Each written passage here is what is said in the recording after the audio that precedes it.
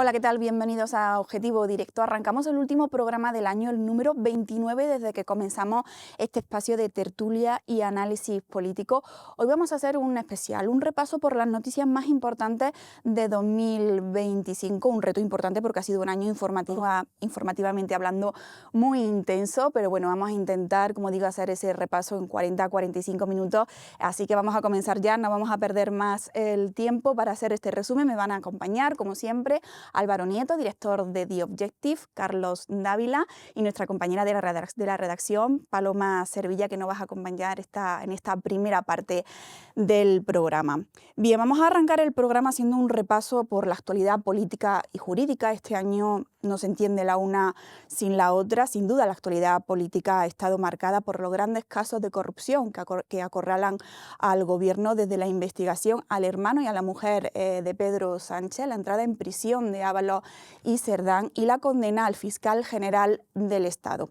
Bueno, como digo, ha sido un año intenso informativamente hablando, y 2026 tiene pinta de que seguirá más o menos igual, porque excepto la condena al fiscal general del Estado, el resto de casos siguen abiertos. Pero fíjate cómo terminamos. Terminamos con que la noticia de la Fiscalía, de la teniente fiscal, que quiere de alguna forma intentar que la decisión del Supremo se quede sin validez alguna y además que la lleve directamente al Tribunal Constitucional. Esta es una noticia de enorme importancia. Se veía venir, yo creo que se veía venir, Álvaro. Yo no quería otra cosa, pero a mí me parece de una desfachatez absoluta que la segunda, que ha sido de la persona sancionada, sea la que hace este recurso. A ver, no, yo intentando hacer un poco balance, ¿no?, del año 2025 en lo que ha sido la política. Yo esta noticia porque para que veas, sí, estamos en un proceso interminable. No, que yo sé a lo que te quieres referir, que incluso el día 31 de diciembre la Fiscalía sigue trabajando a favor del gobierno. Efectivamente. Pero yo subrayaría sobre todo que estamos en una anomalía en España. Es decir, yo creo que ahora mismo España no es una democracia normal al uso, porque en las democracias normales hay separación de poderes, las instituciones funcionan con normalidad y hay una serie de hábitos que siguen existiendo y que aquí han desaparecido. ¿Y a qué me refiero con esto de los hábitos? Bueno, pues a que no se puede gobernar si no consigues aprobar unos presupuestos, no se puede gobernar en una democracia de espaldas al Parlamento, no se puede gobernar en una democracia atacando sistemáticamente a los jueces y a los periodistas, que son precisamente los que te tienen que hacer de contrapeso. Es decir, yo creo que vivimos en una gran anomalía y a pesar de ello, el gobierno resiste. Y a pesar de que le rodea la corrupción, por cierto, aprovecho para decirle a nuestros espectadores que The Objective ha querido despedirse este año 2025 poniendo en los kioscos a la venta una revista especial con todos los escándalos que están cercando en este momento a Pedro Sánchez. Lo digo por si quieren ustedes ir a sus kioscos a buscarla. Yo creo que merece la pena, porque es un documento... Ya está, porque yo lo he comprado. Eso es un documento, yo creo que de coleccionista. ¿no? Pero bueno, como seguirán los escándalos el año que viene, pues tendremos que hacer más números.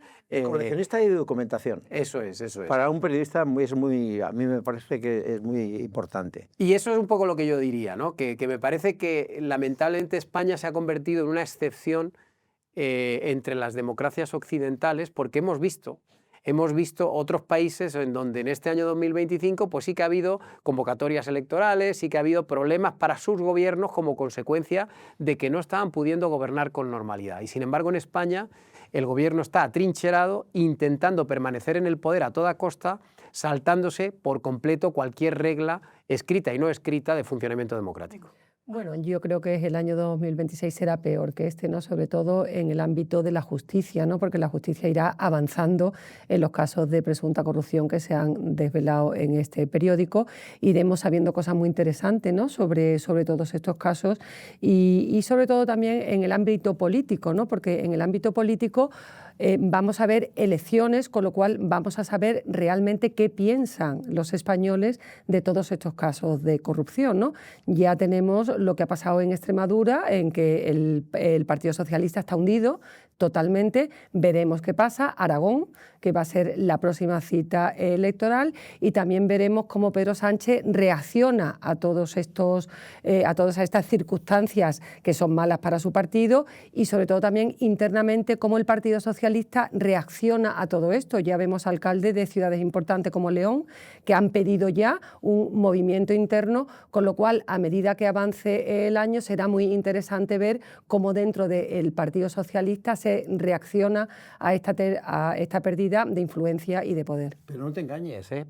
El último día el presidente del gobierno ya ha reaccionado, porque ha emitido... O sea, no ha reaccionado, ¿no? Porque está ha emitido un ¿no? vídeo contando sus glorias, contando que aquí todos estamos en el mejor de los mundos, que el país marcha hacia adelante a una velocidad supersónica y que nos quejamos prácticamente de vicio. No ha tocado ni uno de los puntos que tú hablabas en estos momentos, el ataque a las instituciones, de luego la corrupción, todo este tipo de cosas, que es lo que está preñando toda la actualidad durante todo este tiempo. Por tanto, si esperamos algo de una reacción del presidente del gobierno, porque tú decías el gobierno, yo creo que el gobierno no existe, existe Sánchez. Los demás son absolutamente súbditos de él, por tanto, si marchara él, se marchaban todos.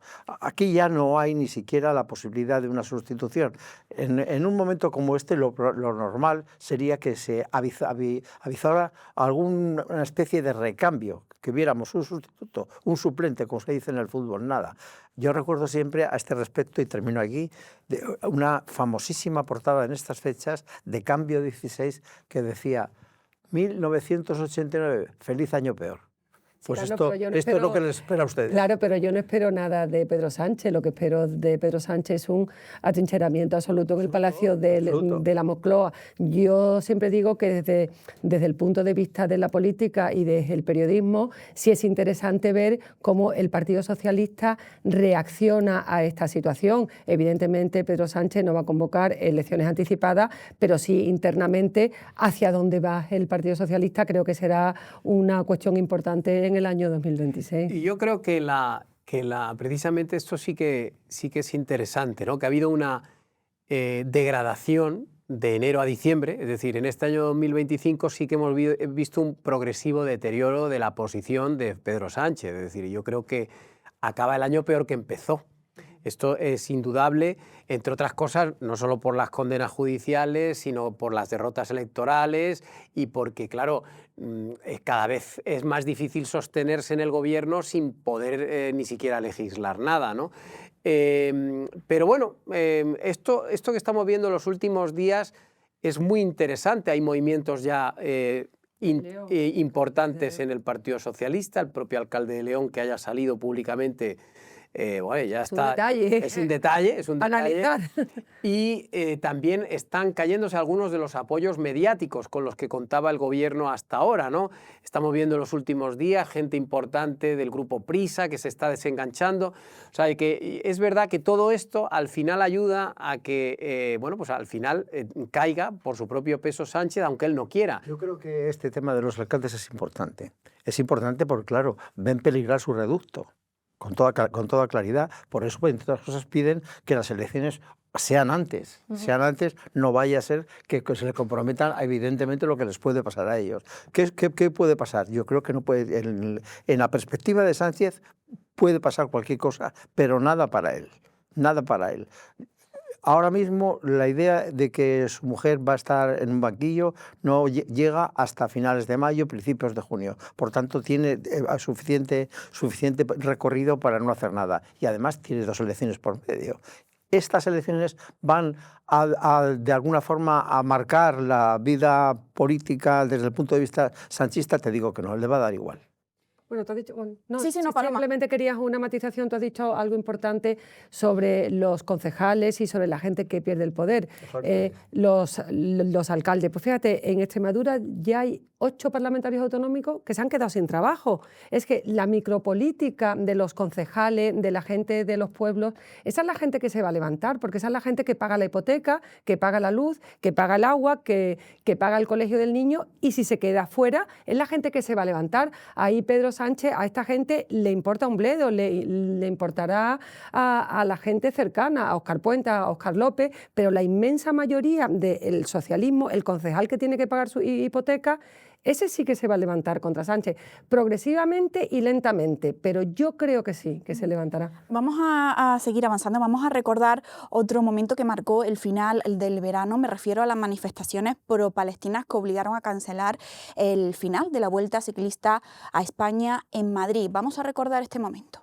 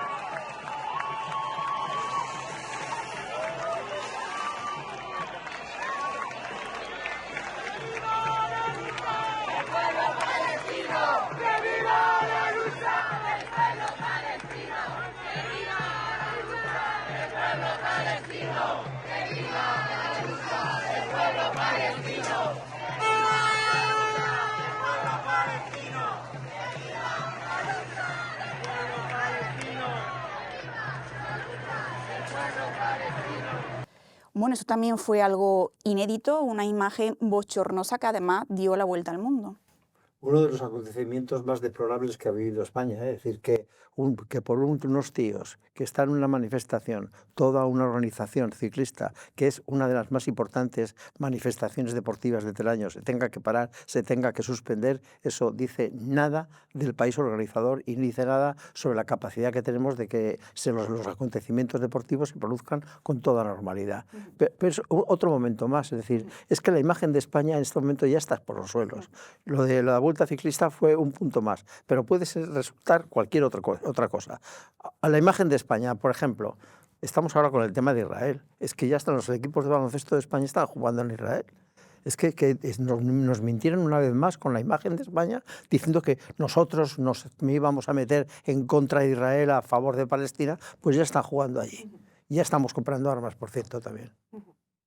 Bueno, yo creo que esto de la Vuelta Ciclista es un buen ejemplo también de lo que España se ha alejado, digamos, del consenso internacional en política, en política mundial, ¿no? Es decir, Sánchez ya no está con las principales potencias, Sánchez está en la esquina, en un rincón, aliándose con lo peor del planeta, ¿no? ¿Ya ni le llaman?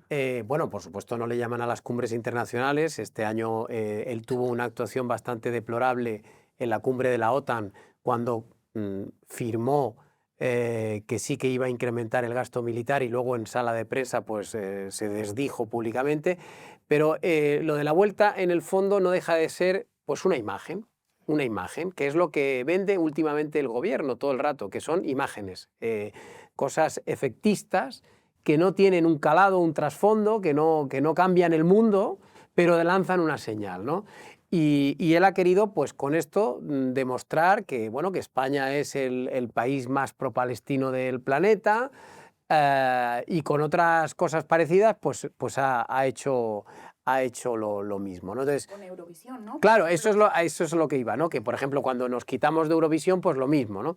Entonces, bueno, son guiños efectistas que no tienen ningún trasfondo, que no tienen ninguna repercusión, pero que en el fondo están dañando y deteriorando los intereses generales de España, porque esto es lo grave. O sea, lo grave es que Sánchez, con este tipo de chorradas, al final lo que hace es perjudicar a España, porque hacen a España un socio poco fiable a efectos de las grandes potencias, que es al final lo que nos interesa, que se nos considere como país importante, como potencia media y que por supuesto que nos inviten a las cumbres relevantes y todo esto.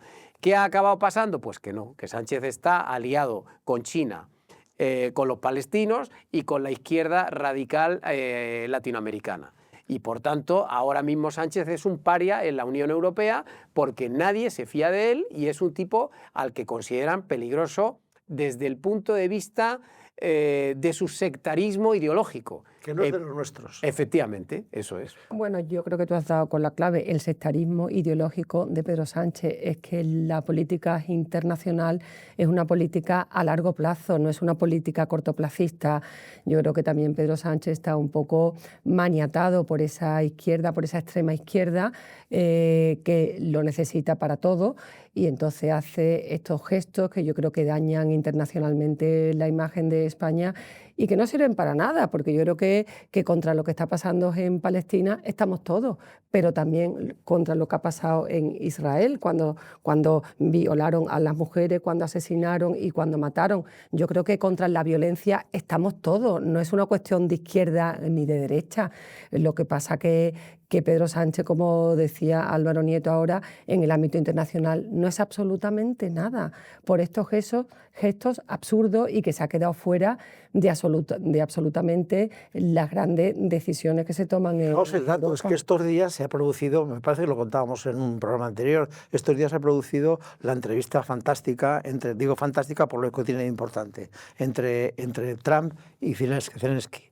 Y la han preparado hablando antes con los líderes europeos, Italia, Francia, Alemania y hasta Finlandia. ¿Estaba Holanda también? Y Holanda, pero hasta Finlandia, y a España no la ha llamado. Este estaba montando en bicicleta en Andorra con su señora, que a veces se despeñan. No, hombre, tampoco hace falta. Pues sí, hombre, que se despeñen. Que les pase nada malo. ¿Cómo que? No, hace falta que pase algo bueno aquí en este país. Pero no malo al Nos conformamos con que convoque elecciones. Diciendo que se despeñe desde un punto de vista profesional. Metafórico, quiere decir metafórico. Político con la elección. Que no me corrijáis, que he dicho lo que he dicho. Venga. Bueno, y el final del año seguimos avanzando, ha estado marcado sin duda por la dimisión de Masón, un año después de la Dana de Valencia, las elecciones en Extremadura y los casos de acoso sexual o presunto acoso sexual dentro del Partido Socialista, temas que de igual forma pues seguiremos, ¿no?, también comentando en 2026. Me dice a mí, yo creo... Loma, Carlos, Álvaro, quien quiera. Es que son tantos temas. Yo le he oído esta mañana a Sánchez en los 2 minutos y pico esos que ha tenido, y estaba hablando de un país absolutamente lejano a la realidad española. Es que tenemos, por donde mires, a mí lo que más me aterra es la colonización de las instituciones, Álvaro. Cómo no hemos dejado una institución que esté limpia ahora mismo. Ahora mismo vamos a terminar otra vez con la amnistía en el Tribunal Constitucional y con lo del fiscal general en el Tribunal Constitucional. Es decir, el acoso y derribo de las instituciones por un personaje que no tiene la menor vergüenza en atacar lo que son los fundamentos de la democracia. Yo oí ayer decir a una exsecretaria general del Partido Popular, a Cospedal, decía, es que claro, sin el Parlamento y sin las instituciones, una democracia ya no existe. Claro. Y este país es que es esto. El final es que la democracia no existe. Lo que pasa es que yo creo que lo que falta en España es una mayor reacción, yo diría, ciudadana, popular, cívica, porque a mí me da la sensación, siempre he tenido esta sensación, porque bueno, yo he tenido la oportunidad de vivir fuera de España unos años y es otra cosa. Me parece que en España faltan convicciones democráticas profundas, o sea, falta hábito democrático de saber cómo debe funcionar una democracia. Y claro, estos temas que nos preocupan tanto a los periodistas, me temo que luego en la calle no calan. Es decir, este intento del gobierno de gobernar sin el Parlamento, o de degradar al resto de las instituciones del Estado, o de atacar a jueces, a periodistas, esto no cala entre la población. Y sin embargo, históricamente sí sabemos que hay otros temas que calan más, por ejemplo, el económico. Y el económico, que luego hablaremos, por supuesto que podemos poner el énfasis en las cosas que van mal, en que la vivienda se ha puesto por las nubes, en que los jóvenes no tienen oportunidades, pero sin embargo, a fin de cuentas, la gente lo que ve es que están todos los bares llenos, todo el mundo de vacaciones, todos los hoteles repletos, el IBEX en máximos históricos. Aquí han entrado una cantidad de millones impresionantes de los fondos europeos, aunque se han gastado poquísimos, pero los que han entrado, han entrado. Entonces, lo que quiero decir es que de momento la situación económica aguanta. Aunque hay indicadores malos, que luego comentaremos, pero la situación económica aguanta, y mientras no haya de verdad un problema económico gigantesco, me da la sensación de que los ciudadanos no van a tener la sensación de que hemos llegado al final del sanchismo. Pues yo discrepo, Álvaro, porque en las elecciones en Extremadura, el último test real preguntándole a los ciudadanos, el centro derecha o la derecha española ha conseguido el 60% de los votos. Yo creo que eso es la prueba más evidente que los españoles, en este caso los extremeños, han dicho basta ya. Habrá que ver qué pasa en Aragón, habrá que ver qué pasa en Castilla y León, pero realmente todas las encuestas, que son encuestas, que sabemos que no nos podemos fiar mucho, indican que la derecha española o el centro derecha español está muy por encima que la izquierda de este país. Con lo cual es cierto que la reacción en la calle es poca, que la gente se va a los bares a tomar cervecita y sus vinos, es así, pero porque la derecha no se moviliza, porque la derecha y el centro derecha español es mucho menos de salir a la calle. Pero realmente cuando hay o cuando ha habido el primer test sobre todos estos años, está claro que si hubiera elecciones generales hoy, al parecer, en función de lo que está pasando en Extremadura, gobernaría la derecha española. Fíjate. Con lo cual yo creo que eso es muy interesante. El otro día yo estaba con Feijóo en un off the record de esos que tenemos los periodistas, y decía él, he tenido un 43% en las elecciones de Extremadura y soy un fracasado. Dice, soy un fracasado, o sea, que lo decía con ironía. Y yo la verdad que lo escuchaba y decía, realmente, porque lees muchos periódicos, escuchas muchas tertulias y te parece que el que ha perdido en Extremadura ha sido Feijóo. No, lo que sorprende, Paloma, es que a pesar de lo que está cayendo, el no tiene PSOE a lo mejor- aguante. Exactamente, eso sí, pero que realmente hay una ventana de optimismo. Sí, pero para... fíjate, ¿no? incluso con las encuestas esas que tú dices, Ujú. el PSOE aguanta de tal modo que ni siquiera está en sus peores registros históricos. Sí, eso es... Es decir, lo anormal Claro, es sí, que sí. con lo que está cayendo, que estaremos todos de acuerdo en que básicamente probablemente estamos ante la mayor ola de escándalos de corrupción de nuestra Totalmente. historia. La peor historia de la democracia Vale, española pues se está con la que viviendo está cayendo, las encuestas generales le dan al PSOE por encima de los 100 escaños todavía, cuando ha habido varias veces que ha estado por debajo. Es decir, ¿qué tiene que pasar en este país para que el PSOE no se hunda aún más? No, yo no veo... Sí, sí, sí. Esa es la Pero frase que- que todos nosotros estos días de Navidad estamos oyendo. ¿Qué nos tiene que pasar más? Claro, Es que o sea, es que... lo de las elecciones es muy importante, Paloma, absolutamente Yo creo importante. lo más Y yo importante espero- porque es un test real Sí. de lo que está pasando. Yo espero no que en es- Extremadura se repita a Grander, se repita tanto en Aragón como en Castilla-La Mancha, como en Andalucía, Castilla-León, como en Andalucía. Pero te digo una cosa, lo que ha introducido Álvaro, que yo me sumo a Sí, ello, sí, es que no, la todos. falta de reacción de la sociedad civil. Es decir, hasta hace muy poco la sociedad civil, que es la Iglesia, las academias, las universidades, los colegios profesionales, están callados. Están callados. Bueno, y los propios sindicatos. Los propios- yo bueno, creo que eso ya- Bueno, pero hay que decirlo, hay Esos que son decirlo. unos paniaguaos. Bueno, pero tenemos que subrayarlo. Claro. Es decir, en circunstancias normales, los sindicatos deberían ser los primeros en protestar, en salir a la calle, porque no es normal alguna de las cosas que estamos viendo.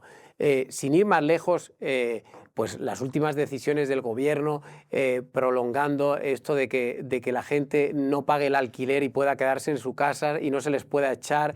Es decir, hay una cantidad de cosas que están pasando en España que por sí mismas serían suficientes como para salir a la calle y que ardiera todo. Y sin embargo, el país aguanta y vive en una especie de éxtasis o de ficción que al final eso va en beneficio de Sánchez.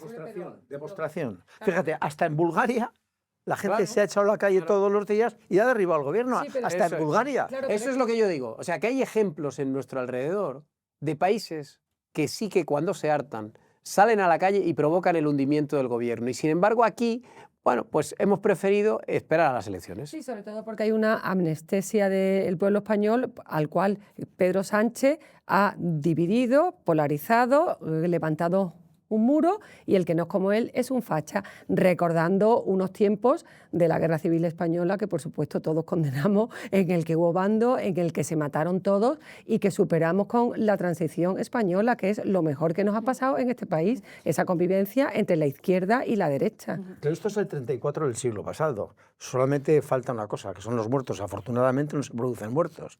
Pero el Ni se van a 34... producir. Está muy tétrico, Carlos. Y se van a producir. Yo soy más optimista, yo soy más Pues me dejas dejas terminar lo que quiero decir es que la situación es la misma, es decir, los socialistas se radicalizaron en el 34 y se fueron con los independentistas, se fueron con los anarquistas, se fueron con lo peor de la izquierda. Y aquello produjo al final lo que produjo. Y el 34 lo gobernaba un señor que se llamaba Largo Caballero, que tenía la misma honradez intelectual y política que este señor. Y cuando yo digo que faltaban los muertos, digo que afortunadamente nos faltan los muertos. Porque aquí, si hubo muertos, se puede producir una catástrofe, una hecatombe nacional. Pero afortunadamente estamos en otra situación. Pero la situación política es idéntica porque a veces la historia se repite. Vamos a seguir avanzando. A grosso modo, estas han sido las noticias políticas más importantes del año. Pero Álvaro, a mí también me gustaría hacer un repaso por esa grande exclusiva de The Objective, porque también ha sido un gran año para esta casa.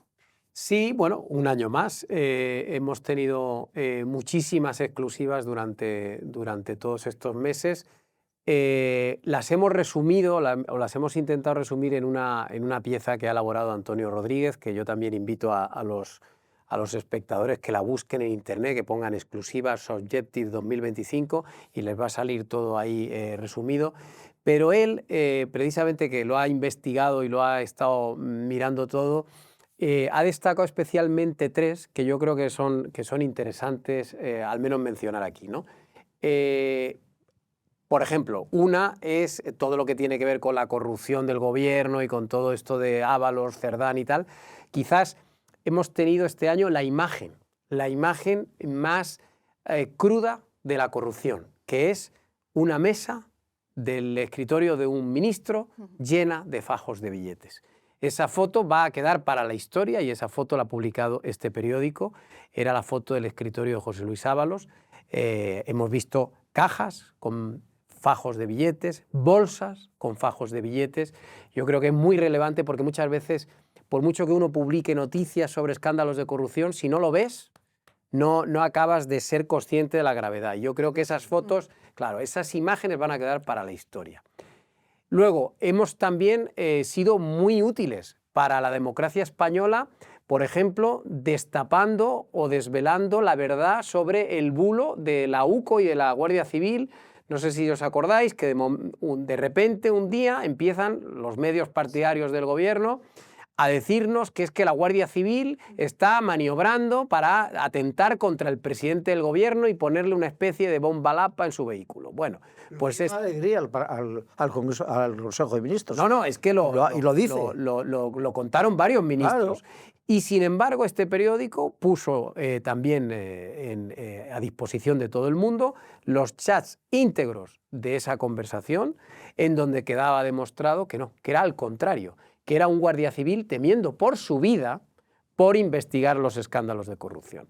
Y yo creo que conseguimos destapar esto, conseguimos también dejar en evidencia a varios ministros que incluso después de haber publicado la noticia seguían insistiendo en que había habido un intento de asesinato contra el presidente.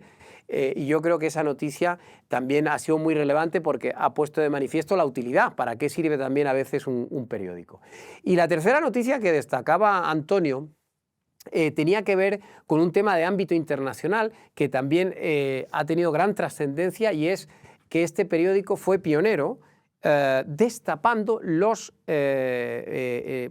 todos los acuerdos que ha tenido de aproximación con China, y especialmente cómo le ha cedido a una empresa, Huawei, datos muy sensibles de escuchas policiales, de investigaciones judiciales. Y este periódico fue el primero que lo publicó, hasta el punto de que se llegó a abordar en el Congreso de los Estados Unidos este asunto y se llegó a alertar a las agencias de seguridad de los Estados Unidos de lo que estaba haciendo España, y lo hacían mencionando a The Objective y las noticias que habíamos publicado. Pero aparte de todo esto, pues hemos publicado 1000 exclusivas, desde el escándalo del CENIO, que tú misma destapaste aquí y que al final acabó con el cambio en la cúpula de ese centro contra el cáncer. Es tan importante ese. Yo, que el tema de la medicina lo sigo, es tan importante que se ha pasado desapercibido porque no ha pasado. por la grandiosidad. No Es que han pasado muchas cosas. Ha pasado tapado por la grandiosidad de los Claro. otros escándalos. Pero este es de primera importancia. Sí, Y que sí, todavía... por ejemplo, hemos dado escándalos que ya no nos acordamos, pero dimos un escándalo de corrupción gordo que afectaba a Vox con vínculos con el PSOE en Valencia, que también provocó la ruptura del gobierno municipal. Hemos publicado, por ejemplo, un acontecimiento también histórico. Hemos publicado el papel que firmaron el PSOE y Ciudadanos para repartirse determinadas autonomías y ayuntamientos y que al final acabó con aquella convocatoria electoral anticipada en Madrid porque Ayuso sabía que le iban a hacer una moción de censura. Es decir, yo creo que el periódico ha estado muy bien durante todo el año. La verdad es que felicito a todos los periodistas porque han hecho un trabajo sensacional y no podría elegir una sola de nuestras exclusivas. He puesto esto como ejemplo. Pero remito a todos los espectadores a que lo busquen porque no tiene desperdicio. Pero no obstante, nosotros en el 26 seguiremos publicando información, claro. Y, por cierto, ya estamos trabajando en alguna cosa muy interesante para estos primeros días del 26. Pues- A mí no me hagas esto. Pero es que a mí no, ¿qué vamos a hacer? a un periodista no se le puede hacer esto, Álvaro. Yo lo único que digo es Fíjate que Nochevieja me vas a dar. Bien, yo lo único que digo es que estos días es verdad que los periódicos estamos como a medio gas, porque bueno, pues al final todo el mundo, los periodistas tienen que descansar, pero ya estamos preparando alguna cosa gorda Dame una pista como si de la que daré más cuenta. cuenta. Bueno, pues todo lo que tiene que ver con la corrupción que afecta al Está gobierno. Están muy calientes varios temas, como hemos comentado antes, y yo creo que en realidad no hay que olvidarse de que estamos viendo solo la punta del iceberg. O sea, lo que nos queda por destapar todavía es cuantiosísimo y tardaremos años, afortunadamente para nosotros, porque gracias a nuestra labor, pues vamos a tener aquí investigación para largo. Pues os invitamos a que estéis muy atentos a lo que viene en los próximos días. Vamos a entrar ahora en materia económica. Primero vamos a despedir a nuestra compañera Paloma. Muchas gracias, Paloma. Nada, que tenga una buena entrada en el año. Igualmente para todos. Y ahora va a entrar nuestro compañero Fernando Cano, pero mientras se va colocando los micrófonos, vamos a dar paso a un vídeo resumen del año.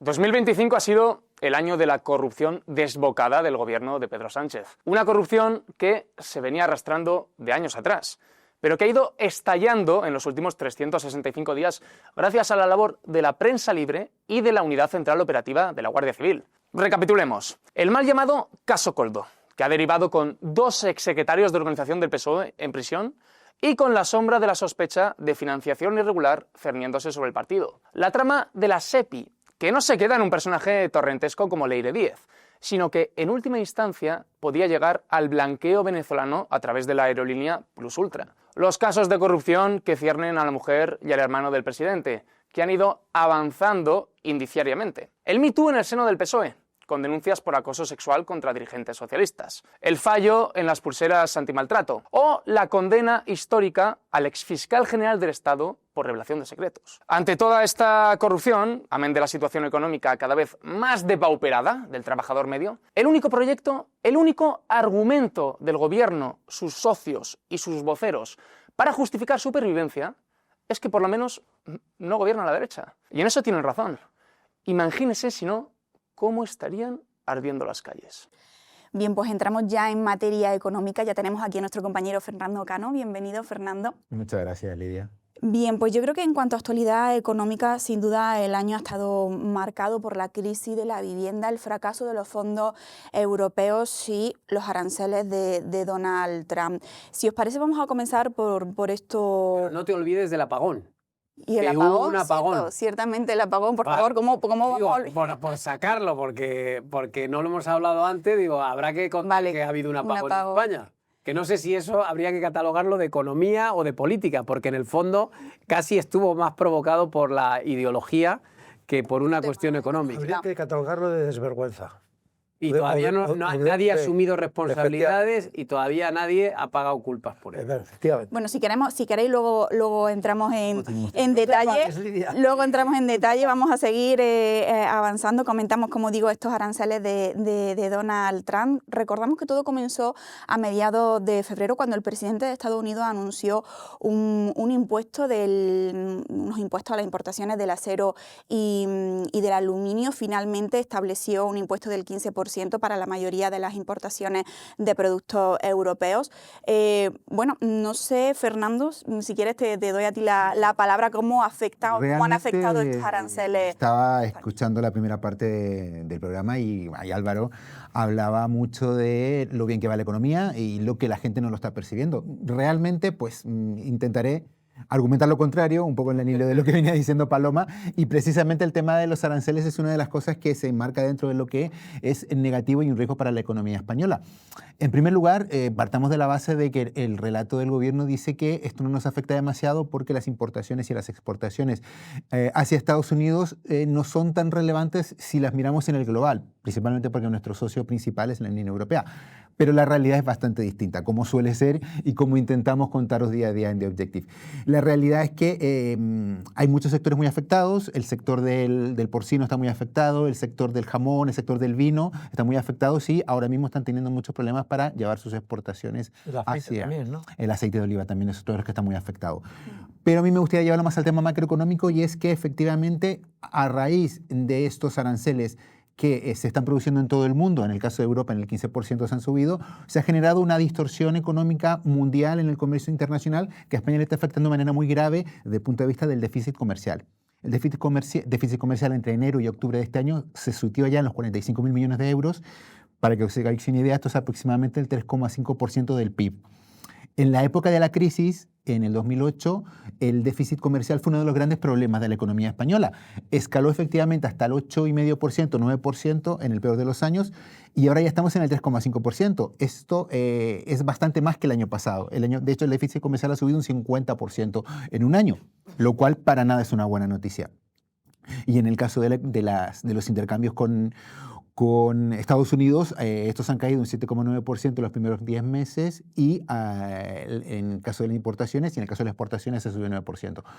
En términos generales, pues el dato no es bueno, porque como os venía diciendo, el desequilibrio entre lo que vendemos y lo que compramos se ha agrandado de manera muy importante, y eso, en la medida que vaya escalando en función del PIB, pues es peligroso. Ahora mismo estamos en el 3,5%. Si sigue escalando, pues ya deberíamos preocuparnos. En ese sentido, Fernando, hablando de esos datos macroeconómicos, España se supone que es la economía de la zona euro que más ha crecido, ¿no?, desde 2023. Sin embargo, los españoles no percibimos esto, ¿no? ¿Por qué, bueno, sí, ¿por qué no lo Pese a que Álvaro dice que, y tiene mucha razón, de que las terrazas están llenas y que al parecer hay un gran boom del comercio, del consumo. Turismo. Sí, pero el turismo también tiene mucho que ver con el extranjero también. No, por eso te digo. Efectivamente, hay muchas señales que son preocupantes. Precisamente en el caso de la economía del día a día, pues habláis del tema de la vivienda, que ha crecido un 13% en un año. Hay muchísimos problemas para conseguir vivienda, ya no solo para comprarla, que eso yo prácticamente es muy difícil, a no ser que seas un extranjero millonario, sino que también el tema del alquiler. El tema del alquiler se ha vuelto prohibitivo y vemos en Madrid pisos por 2.000 euros, que está llevando a que muchísima gente ya no pueda permitirse ni siquiera alquilar un piso completo, sino que simplemente tenga que alquilar habitaciones. Eso está unido a un tema de la inflación. Conocimos esta semana el dato de la inflación, que ya está en el 2,9%, calcando la cifra del año pasado, en que también se va en el 2,9%, lo cual significa que en 2 años los precios han subido un 6%. Es decir, todo lo que vosotros compráis en España o lo que compramos en España ha subido un 6% en 2 años. Si solo sumamos a los últimos 5 años en que se ha producido un boom de la electricidad y también de los alimentos, nos lleva a datos brutales como que los alimentos, la cesta de la compra, se han encarecido un 30% en 5 años. Déjame que te haga una pregunta. Adelante. Al gobierno y al público en general parece no importarle nada que la deuda española en estos momentos esté en 1.660.000. 1.700.000. 700.000. La más alta de la historia. La más alta de la historia. Y que además haya crecido en los 500 y pico mil. En los 7 años de Sánchez, sí. Esto se traduce en déficit. Yo no sé nada de economía, pero esto se traduce en déficit, ¿no? Eso desde luego es muy preocupante. Pero es que se nos lleva a otra siguiente pantalla desde el punto de Efectivamente. vista económico. Y es que España o la economía española va muy bien o va mejor que el resto de nuestros pares europeos, precisamente por el gran aumento del gasto público, que de cierta manera dopa la economía española para que haya un consumo muy vibrante y porque haya mucho dinero en el mercado, en definitiva. ¿Qué pasa? Pues como tú bien dices, este año nuevamente hemos batido otro récord en cuanto a volumen de deuda, es decir, 1,7 billones de euros. ¿Quién tiene que pagar esto al final, no? Exacto, y es lo que iba a decir ahora. Efectivamente, la Comisión Europea lleva varios meses dando avisos a España de que el gasto público tiene que moderarse. Como no tenemos presupuesto, pues no sabemos cómo se va a aumentar eso, ni si se va a mantener o si se va a mantener. Por lo que ha dicho el gobierno y por la serie de anuncios que viene haciendo, de hecho cada vez menos fuertes. El último que recibimos fue el de la mantención de las subvenciones para el transporte público para el año 2026. Indican que ese gasto va a ir siguiendo, haya más. ¿Qué pasa? Pues que la Comisión Europea y la Unión Europea todavía está en una etapa en que están intentando ajustar los parámetros de gasto para hacer, digamos, un freno suave para que no se produzca lo de 2018, cuando se cortó brutalmente el grifo del gasto y pasó lo que pasó, que reventó la economía. Pero ahora se intenta hacer una bajada pronunciada de esto, pero efectivamente España no está respondiendo, España no ha entregado el plan fiscal este año a Bruselas y efectivamente debería ya estar reduciendo el gasto, cosa que no está haciendo. ¿Quién lo va a pagar? Según van las cosas, probablemente el siguiente gobierno. Sí, y las siguientes generaciones. Pero yo sí que creo que los datos que tú has dado de la inflación demuestran claramente que España está yendo hacia atrás, porque los precios cada vez suben más, los salarios no suben al mismo ritmo y por tanto los españoles son más pobres. Es decir, con lo que están ingresando, cada vez pueden comprar menos cosas. Eso lo entiende todo el mundo. Y el dato muy importante, el per cápita es exactamente el mismo que hace 7 años. Eso es lo que iba a decir ahora, ¿no? Que en términos per cápita la riqueza de España no está creciendo. Lo que hay es un efecto acumulación, es decir, el gobierno está metiendo tanta gente en España, hay tanta inmigración, que la suma de lo que producen todos los que están viviendo en España, claro, es mayor que antes, ¿vale? Estamos llegando a 50 millones. Sí, pero si dividimos esa suma entre cada uno de los habitantes de España, la per cápita, el PIB per cápita, la riqueza per cápita es inferior o está completamente estancada. Lo cual, ¿qué quiere decir? Pues que España no está bien en términos económicos, por mucho que el gobierno se esmere en decirlo. Lo que pasa es que yo creo, lo que decía al principio del programa, que hay una falsa sensación de euforia porque hay 4 elementos que están dopando la coyuntura económica, y algunos los ha dicho ya Fernando, ¿no? Hay un incremento tremendo del gasto público. En gran medida también tiene que ver con los fondos europeos que siguen todavía entrando. Y que se acaban el próximo año. Eso es. Entonces eso está inundando el mercado de dinero, de ayudas, de que te regalan el transporte, de que te dan el bono cultural, de que te dan no sé qué. Entonces al final esa entrada de dinero sostiene de algún modo la economía. Luego está la entrada de dinero que aportan todos los turistas que siguen viniendo a España y que sigue funcionando muy bien ese sector. Y luego están los inmigrantes, que también están viniendo en masa y que están, lógicamente, también añadiendo algo en términos económicos, ¿no? Por tanto, la economía vive en una especie de paradoja. O sea, el país está mal, económicamente hablando, puesto que cada vez somos más pobres, y eso cualquier análisis racional te lleva a esa conclusión, pero sin embargo estamos, bueno, medio dopados y todavía hay cosas que no se ven. Yo creo que cuando se corten los fondos europeos definitivamente ya en unos meses, en verano, yo creo que se van a empezar a percibir algunos problemas de una manera más cruda. Y espero y confío, quiero pensar que los españoles en algún momento también dirán basta, porque lo que no puede ser es que no solo la vivienda, sino cualquier cosa que tú vayas al supermercado a comprar esté cada vez más cara y sin embargo tú no recibas más salario a cambio. Es decir, no puede ser que la vida sea cada vez más cara y los españoles sigamos ingresando lo mismo. Eso es insostenible porque significa que cada vez podemos hacer menos cosas con el dinero que tenemos. Iba a decir una cosa, si me permites, traducido esto al ámbito político y haciendo historia. El gobierno de Felipe González no cayó por la corrupción. Claro, cayó por la economía. Cayó por la economía. Zapatero también.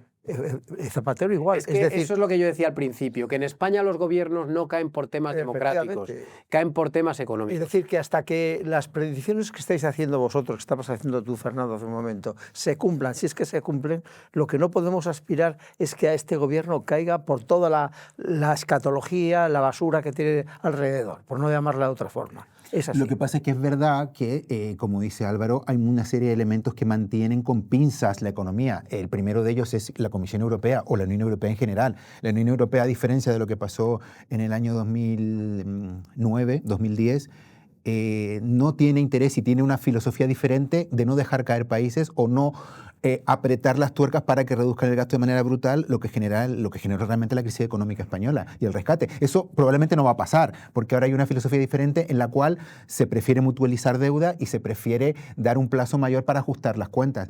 Y por otro lado, lo que decía el tema del gasto, Álvaro, efectivamente hay mucho tema de gasto, pero yo creo que si lo llevamos al día a día, yo creo que son tres factores principales. El primero, hay mucho dinero en la economía por ayudas. Yo sumaría lo que decía Álvaro, el IMV, y muchísima gente que recibe dinero también sin trabajar. El tema del empleo es brutal. El tema del empleo es brutal porque las cifras del empleo dicen que estamos en máximos de empleo y pese a ello seguimos siendo la economía con más desempleo de la Unión Europea. 20%, 25% juvenil. ¿Qué pasa? Que además la estadística esconde que mucha de esa gente no trabaja de manera real, o sea, no trabaja de manera sostenible, porque solo hacen un par de horas al día, luego les dan de baja en la Seguridad Social, les vuelven a contratar a los 3 días, es decir, esos famosos fijos discontinuos que el gobierno nunca reconoce, pero que realmente no generan el dato real que hay en España de paro. El dato de España real de paro es muchísimo mayor que el que nos dicen las estadísticas mensuales. Eso implica que haya muchísima gente que, pese a que está empleada, no está aportando realmente a la economía, con lo cual nos metemos en un cuello de botella en que al final podemos llegar a un colapso más inminente. Y por último, el crédito. El crédito nosotros no lo consideramos en este análisis, pero yo lo pondría sobre la mesa como una manera de que se pueda sostener el consumo también. Muchísima gente y cada vez más recurre al crédito para pagar gastos corrientes. Para la cesta de la compra, mucha gente compra ya con tarjeta en el supermercado. Un fenómeno que hace 5 o 6 años... Exacto, para el veraneo. Pero yo creo que eso es más común. Pero una persona, cada vez más gente va y paga la compra 50, 60, 100 euros en el supermercado con tarjeta de crédito. Entonces eso en algún momento tiene que reventar también. Y yo querría añadir un dato interesante a esto que cuenta Fernando de la Unión Europea, porque es cierto, ¿no? Es decir, en circunstancias normales, si estuviéramos en otra época, España ya habría sido duramente advertida desde Bruselas de que tiene que arreglar sus cuentas públicas, de que tiene que cambiar la política económica. Es cierto esto que dice Fernando, que ha habido ahora un cambio y hay más laxitud, pero no hay que olvidarse de un dato que es fundamental.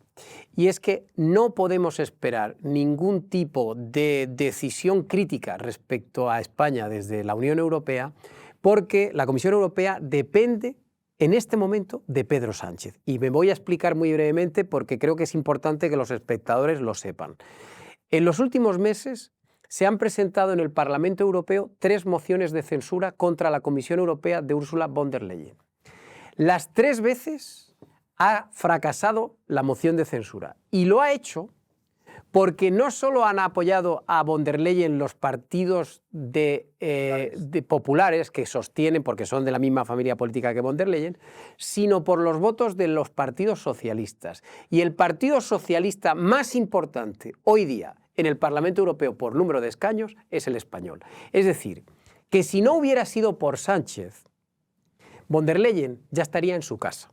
Entonces, ¿qué ocurre? Que von der Leyen en este momento le debe el puesto a Pedro Sánchez. Esto sé que a lo mejor puede ser difícil de entender, pero es literal. No, se entiende perfectamente. Es decir, el día que Pedro Sánchez decida apretar el botón y dar orden a sus eurodiputados de que se sumen a una moción de censura, cae von der Leyen. Por tanto, no podemos esperar nada en este momento desde la Comisión Europea contra España, ni en términos económicos ni en términos políticos, porque la Comisión Europea de von der Leyen depende en este momento más que nunca de un señor que se llama Pedro Sánchez, que es, nos guste o no nos guste, el líder socialista más importante que queda vivo en la Unión Europea. Yo te digo una cosa. Aquí, absolutamente en serio, lo que acabas de decir me parece absolutamente clarificador para que entendamos lo que nos puede pasar o lo que no nos puede pasar. Pero hay otro factor que es el factor americano, que es Trump. Trump no es que nos desprecie, nos desdeña de una forma Día a día. de una forma absolutamente Dice que clara. somos parte de los PIGS. ¿cómo se llama? De los BRICS. Los BRICS. Entonces, este hombre, el rencor que tiene hacia lo que está haciendo España y a el posicionamiento en el caso de Israel, etcétera, etcétera, es abrumador. ¿Cómo puede influir esta situación en las relaciones económicas y cómo nos puede dañar de una forma crítica? Bueno, yo creo que desde el punto de vista de la credibilidad es muy importante, lo decía Álvaro también al principio, España ya no es un socio fiable y ya no es un socio fiable desde el punto de vista político, sino que tampoco lo es desde el punto de vista económico ni financiero, lo cual también evidentemente genera un impacto en la economía. En los primeros 6 meses del año la inversión extranjera o la inversión de Estados Unidos cayó profundamente, cayó casi un 30%. Es decir, Estados Unidos es el principal socio comercial de España y el principal inversor internacional de España. Con lo cual, si sus gobiernos están divorciados y nada parece indicar que se vayan a reconciliar, es sumamente grave desde el punto de vista económico, porque tenemos que pensar que allí no solo vienen muchas empresas estadounidenses, sino que muchas empresas españolas van para allá. Lo decía esto también, el caso del aceite. El caso del aceite es muy grave porque al final el primer destino del aceite español es Estados Unidos. Efectivamente. Con lo cual, si la situación económica, política y la situación entre los gobiernos es mala, pues evidentemente eso no beneficia a los agricultores españoles, no beneficia a los vinateros y no beneficia al sector agrícola tampoco. Vamos a seguir avanzando porque me gustaría que hablásemos un poco sobre el tema de la vivienda, que lo han mencionado antes, Fernando, sin duda ha sido el tema capital en materia económica del año. No solo los jóvenes tienen problemas ya para acceder a ella, familias al completo. Eso comprado ya lo tienes complicado. Exactamente, y este problema va a seguir en 2026 agravándose aún más. Solamente quería darte un dato. Nosotros publicamos hace un par de semanas o hace un mes en The Objective que los indicadores que presenta ahora mismo la vivienda española son exactamente los mismos que teníamos en la burbuja del 2008. Es decir, la vivienda está creciendo al mismo ritmo de lo que teníamos en el año 2008. ¿Qué quiere decir esto? Pues esperemos que no pase lo mismo, porque si no estaríamos todos en un gran problema. Pero sí que nos da una medida de que la cosa para nada va bien y en absoluto tiene pinta de solucionarse. Lo más grave es eso, precisamente, porque llevamos 7 años, 8 años ya se van a cumplir del gobierno de Pedro Sánchez en que lleva prometiendo soluciones para la vivienda. Hoy mismo lo he hecho otra vez. Lo he vuelto a decir en el vídeo que tú mencionas de Twitter. Y no ha pasado nada, es decir, ha ido siempre a peor. Con lo cual, de momento, ninguna de las soluciones ha funcionado. Ha prometido decenas de miles de viviendas de construcción nueva en los últimos 4 años. Me atrevería a decir que no se ha construido prácticamente ninguna. Y el problema está peor porque, al contrario, las soluciones van en contra de lo que tiene que ser el mercado de la vivienda. Es decir, las soluciones que propone el gobierno son para restringir el mercado. Lo comentaba Álvaro hace unos minutos. No se puede aprobar en el último Consejo de Ministros del año, en extremis, el 24 de diciembre, que se prorroga nuevamente la imposibilidad de cometer desahucios. Está topando. Está topando el precio del alquiler. Claro. Es decir, son medidas totalmente contrarias al mercado. Cualquier economista medianamente conocedor del mercado inmobiliario te dirá exactamente que hay que hacer lo contrario de lo que está haciendo este gobierno. Restringir el mercado de la vivienda, impedir que salgan viviendas al mercado, generando temor en los dueños de pisos que, evidentemente, si te han prorrogado otro año más, y además una prórroga que se viene produciendo desde la COVID de los últimos 6 años. Ya yo no entiendo con qué justificación, porque ya no tenemos los problemas de la COVID. Desde luego, el dueño de un piso que tenga 2 o 3 pisos no va a sacar vivienda al mercado porque evidentemente si no te pagan, no te van a pagar nadie.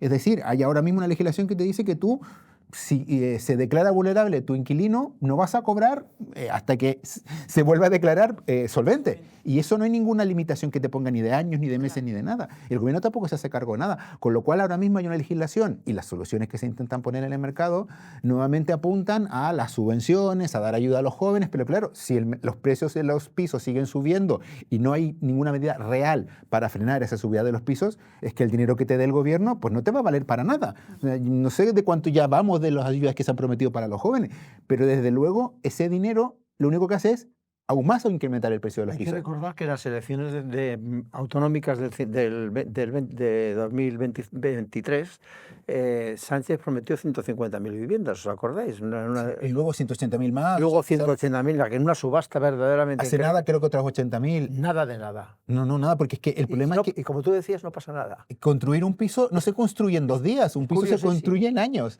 o pisos o muchos pisos. Y me gustaría, Fernando, ya rápidamente que nos contases qué está pasando con los fondos europeos. Hace apenas 3 semanas el Gobierno renunció, ¿no?, a 60.000 millones de estos fondos que fueron adjudicados por la Unión Europea tras la pandemia. Cuéntanos, porque has publicado largo y tendido sobre ello. Simplemente y muy breve, en The Objective venimos publicando prácticamente desde el año 2021.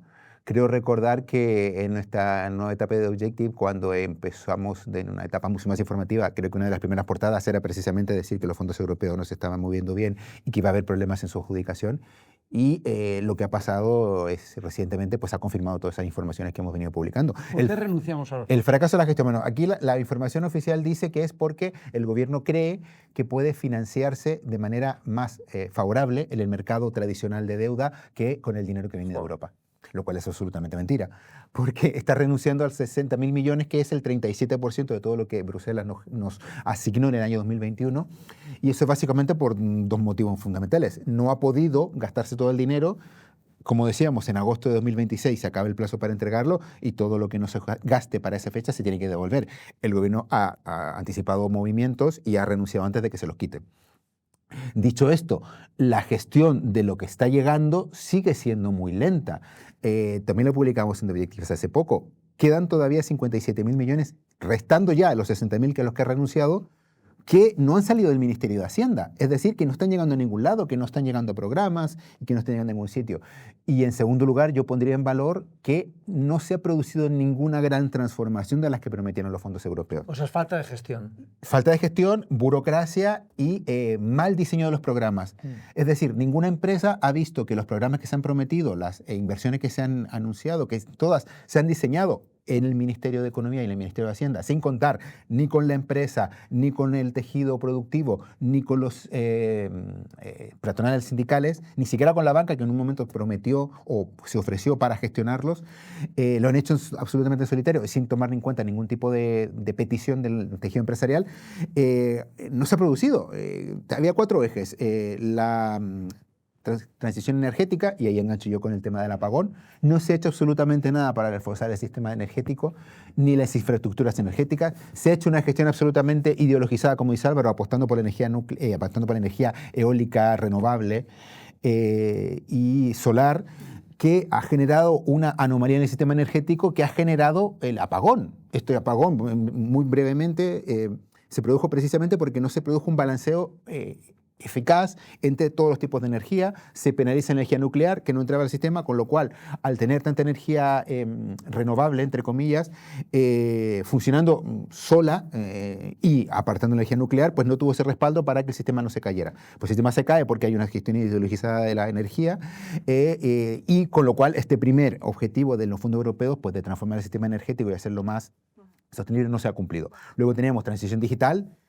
Se han hecho algunas cosas en 5G, pero no se ha hecho esa gran gestión porque seguimos teniendo el problema del cuello de botella con los centros de datos. Hay muchos centros de datos que quieren llegar a España, pero que no pueden hacerlo porque no hay suficiente despliegue energético. Se está forrando con los Pero lo hemos contado... hasta 70.000 millones. Claro, pero es que ahora lo hemos contado también en The Objective, que hay muchos problemas para repartirse la energía o la capacidad energética. Y precisamente muchas autonomías, como el caso de Madrid, están teniendo problemas porque la capacidad asignada por el gobierno no es la que ellos necesitan.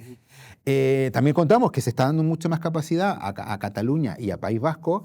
Eso ya podemos entrar en otro debate de por qué se está haciendo, pero donde más la necesitan y donde hay muchas empresas que están esperando entrar con ese sistema, no lo están haciendo porque no tienen esa capacidad. Y luego los últimos 2 puntos de los fondos europeos, que eran la equidad de género. Yo no he visto que se hayan hecho muchas cosas más que retórica. Y el cuarto pilar de los fondos europeos era lo de la equidad territorial, que según vemos, la España vaciada sigue igual de vaciada 5 años después. Yo no veo que se mejoren las cosas allí. O sea, que por mala gestión no se ha cumplido ninguno de los grandes objetivos de los fondos. Vamos ahora al plano internacional. Nos quedan 3 minutos, así que un repaso súper rápido. A grosso modo, yo diría que ha estado marcado por la guerra, ¿no? La guerra entre Palestina e Israel, también la de Ucrania y ya al final de año esta tensión, ¿no? Entre Estados Unidos y Venezuela, una situación que ha escalado sobre todo en los últimos días. No sé, ¿cómo veis esta situación? ¿Qué valoración hacéis rápidamente? De forma rápida, yo creo que el tema de Venezuela se termina en el 26. Que Maduro se termina en el 26. Mira, en algo te has mostrado optimista. No, el otro no era optimista, era simplemente descriptivo. Yo lo que digo es que Maduro se termina en el 26. Y lo que espero es que nos determine y no nos lo manden a España como si fuera un Trujillo más. Eso por una parte. En el tema de Ucrania lo tengo más dudoso. Es decir, yo creo que los ucranianos no pueden aceptar un recorte de su territorio como el que quiere Rusia. Importante. Y lo de Gaza está saliendo adelante. Bueno, yo diría que en el mundo ahora mismo lo que hay es una especie de vacío de poder, ¿no? En donde llevamos ya bastantes años, en donde hay una pugna por ver quién se convierte en el nuevo amo del mundo, ¿no? China está muy fuerte en todos los aspectos, pero ahora hay en Estados Unidos un presidente nuevo que sí que quiere mandar, que sí que quiere al menos tutelar y participar activamente en la resolución de algunos conflictos. En ese sentido, yo creo que hay que alabar y hay que agradecer las gestiones realizadas para resolver la guerra en la Franja de Gaza. Y vamos a ver cómo termina lo de Ucrania, que no pinta excesivamente bien, y cómo termina lo de Venezuela. Yo al menos, ya te digo, se puede criticar a Trump por muchas cosas, pero jamás le voy a criticar yo por intentar echar a Maduro de Venezuela. Yo simplemente aportando lo que dicen los compañeros, el peso de España en estos 3 conflictos es absolutamente ninguno. En el caso de Venezuela, como decía Carlos de manera irónica, pero con toda la razón del mundo, España está absolutamente cercano al régimen de Maduro y es probablemente el país europeo que esté más cerca de ellos, en el lado equivocado en este caso de la historia. En el caso de Gaza, pues ha hecho el paripé de la vuelta ciclista, como decía Carlos también, se siguen comprando armas, hace nada se aprobó una nueva compra de armas que la ministra de Defensa tuvo que salir a explicarlo a Israel, y en el caso del siguiente conflicto, pues tampoco en Ucrania, pues que somos el país que menos dinero ha aportado a Ucrania, y eso está tasado. Somos influencia, tenemos una resolución. Pero es que el gobierno lleva diciendo muchísimos meses que ha dado mucho, que está con la mano abierta a Ucrania, pero es el que menos dinero ha dado. Bueno, pues lo tenemos que dejar aquí. Este ha sido nuestro repaso de las noticias más... Claro, ¿cuál tu propósito de año? Que este gobierno y este presidente se despeñen electoralmente en 2026. Bueno, pero sobre todo si hay elecciones generales, Carlos. Por lo menos que se despeñen en estas 4 que quedan, en estas 3 que quedan. Bueno, pues que tengáis un feliz año, una feliz entrada al próximo año. Feliz año también para vosotros. Muchas gracias por habernos acompañado en estos 29 programas de Objetivo Directo. Que lo sigáis haciendo el próximo año, no solo acompañándonos aquí en Objetivo Directo, sino también en The Objective, donde seguiremos informando y al pie del cañón.